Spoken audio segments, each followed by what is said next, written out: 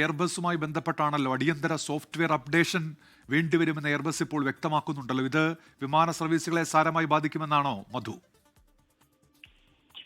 ഉന്മേഷ്, വലിയ തോതിൽ ബാധിക്കും. ഏതാണ്ട് ആഗോളതലത്തിൽ തന്നെ പകുതിയോളം വിമാനങ്ങൾ ഈ പ്രശ്നം കാരണം, ഇതിന്റെ സാങ്കേതിക പ്രശ്നം കാരണം ബാധിക്കും.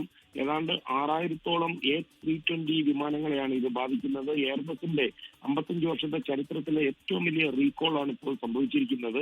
ഇതൊരു സോഫ്റ്റ്വെയറുമായി ബന്ധപ്പെട്ടുള്ള ഒരു വിഷയമാണ്. ഈ വിഷയം ഉടൻ പരിഹരിക്കാൻ പറ്റുമെന്നാണ് എയർബസ് കണക്കുകൂട്ടുന്നത്. പ്രധാനമായിട്ടും യുണൈറ്റഡ് സ്റ്റേറ്റ്സ്, അതുപോലെ യൂറോപ്പ്, ഇന്ത്യ, ന്യൂസിലൻഡ് എന്നീ രാജ്യങ്ങളിലുള്ള വിമാനങ്ങളെയാണ് ബാധിക്കുന്നത്. എയർ ഇന്ത്യയും അതുപോലെ ഡെൽറ്റ എയർലൈൻസ്, അമേരിക്കൻ എയർലൈൻസിനെയൊക്കെ ബാധിക്കുമെന്ന് അവർ തന്നെ ഇതിനോടകം പറഞ്ഞിട്ടുണ്ട്. അമേരിക്കൻ എയർലൈൻസിന്റെ മൊത്തം 480 A320 വിമാനങ്ങളുള്ളതിൽ 340ഓളം വിമാനങ്ങൾക്ക് ഇത് പ്രകാരം അടിയന്തരമായി നിരത്തിറക്കേണ്ടി വരുമെന്ന് അവർ തന്നെ അറിയിച്ചിട്ടുണ്ട്. ഉന്മേഷ്, ശരി മധു കൊട്ടാരക്കരയാണ് വിവരങ്ങൾ നൽകിയത്. ലോകത്തെവിടെയായാലും ഏത് സമയത്തും 24 വാർത്തകളും ഓഗ്മെന്റഡ് റിയാലിറ്റി പാക്കേജുകളും എക്സ്പ്ലെയിനറുകളും വിശദമായി കാണാൻ ഞങ്ങളുടെ യൂട്യൂബ് ചാനൽ നിങ്ങൾക്ക് സബ്സ്ക്രൈബ് ചെയ്യാം.